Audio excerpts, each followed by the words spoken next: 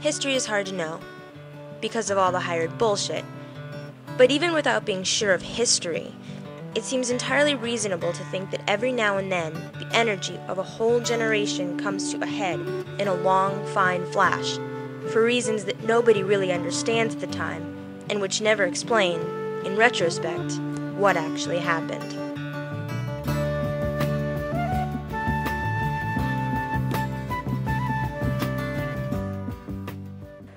Born in Louisville, Kentucky, on July 18, 1937, Hunter S. Thompson was the first son of Virginia Ray and Jack Thompson, and eventually became an older brother to Davison and Jim. There was this sort of, mutual kind of comprehension of what it means to hail from the dark and bloody ground, you know. That was the term we used. We always called it the dark and bloody ground. As a young child, his bedroom was lined from wall to wall with books, and while the neighborhood kids went out to play, he found himself obsessed with reading. In a strategy to help teach himself the art of the written word, he was known to have rewritten and retyped the classic work of The Great Gatsby on more than one occasion, as well as plenty of Hemingway and Faulkner's material. If you type out somebody's work, you can learn a lot about it. Basically, it's music, I think. Yeah. And, from typing out parts of Faulkner, Hemingway, Fitzgerald. I mean, these were just, these were writers that were very big in my life and the lives of the people around me. So, yeah, I wanted to learn from the best, I guess. Although he came from a solid and caring middle-class family, it was with the early death of Thompson's father that he began to branch out into a world of weak discipline and little authority. He slowly became a criminal in his experimentation of the world around him, and in his senior year of high school, Thompson and two friends were charged with insults of robbery in the park downtown. When given a choice by the judge to either attend reform school or enlist into the military, he chose the Air Force. Once there, he was given a position writing for a base newspaper and immediately found himself starting his career as a journalist. Whatever he was, whatever species he was definitely male. From 1965 till about 1975, that decade, Hunter was a mother. Hunter was made for the 60s and the early 70s. He was capable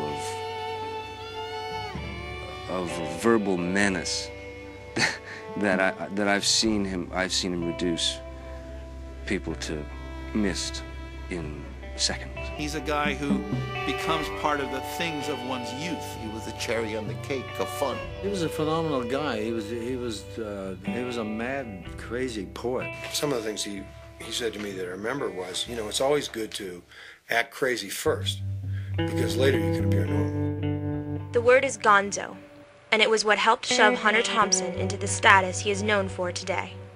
He would create a character, an attitude, a voice, and a genre to deploy all of it in, as well as an audience to enjoy it, and an entire era to follow and support it. He typed sentence after sentence that were more furious, fast, and just plain funny than anything else you could read at the time. In the spring of 1970, while working with Rolling Stone magazine, Thompson was finally able to give birth to his conception of journalism when he was sent back home to Louisville, Kentucky, with his soon-to-be partner in crime, British illustrator Ralph Steadman. It was there, between the uninteresting races and substance abuse, that they would work on a piece eventually titled "The Kentucky Derby is Decadent and Depraved." Well, all right. So much for that. Good. People ask, did he write fiction? Is it fiction or is it journalism? There's this big blur that he occupied and even seemed to map.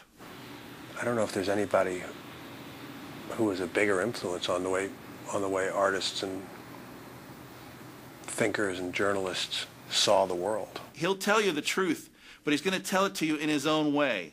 And because he is bodily so present in the story, as a human being, enough to trust his voice, but also distrust and be skeptical at the same time. No one categorization covers this new form unless it's Hunter Thompson's own word, gonzo.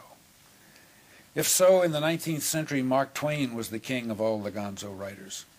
In the 20th century, it was Hunter Thompson, whom I would nominate as this century's greatest comic writer in the English language. Politics, although tough to chew on in the 1960s and 70s, became an utter fascination, if anything else, of Thompson's.